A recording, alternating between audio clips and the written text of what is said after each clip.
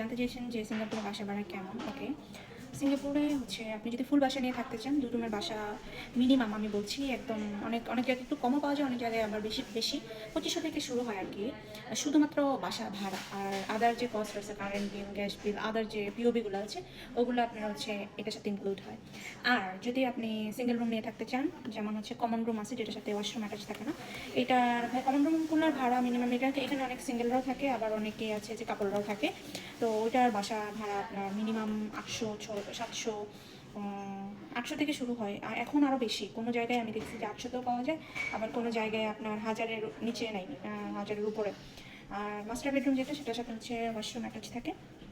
তো মাস্টার বেডরুমে থাকলে আপনার মিনিমাম ভাড়া শুরুই হবে আপনার ১৪০০ থেকে শুরু হয়। ১৩০০ আছে এইচডিবিতে, বাট ওগুলো হচ্ছে হয়তো বা কাজের জায়গাগুলো থেকে অনেক দূরে, লোকেশন অনুযায়ী আর কি। বা বাসা কত পুরাতন বা বাসা কেমন ওটার উপর ডিপেন্ড করে অনেক সময় ভাড়া। তবে আমি যেটা বললাম মিনিমাম ভাড়া বললাম, যেটা একদমই খুবই কম, পাইলে পাওয়া যেতেও পারে, কিন্তু এর দাম অ্যাকচুয়ালি এর থেকে বেশিও হয়। যেমন আমরা মাস্টার বেডরুম নিয়ে থাকি, আমরা $২,০০০ পে করি পার মান্থ। এটা আমি যে টাকাগুলো বললাম ৮০০, ১০০০, ওগুলো হচ্ছে সিঙ্গাপুর ডলার বলছি। তবে বাচ্চা নিয়ে যদি আসেন কেউ সিঙ্গাপুরে, তাহলে ওনাদের মাস্টার বেডরুমই ইউজ করতে হয়।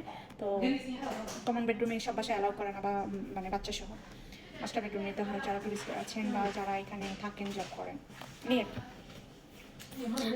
আমার কথার সাথে অনেক অমিলও হতে পারে। আপনারা কমেন্টসে বলবেন কি যে যতটা জানেন, তাহলে হয়তো অনেকেই উপকৃত হবে। আমি যেটা জানি সেটা শুধুমাত্র আমার এক্সপিরিয়েন্সটা আমি শেয়ার করেছি।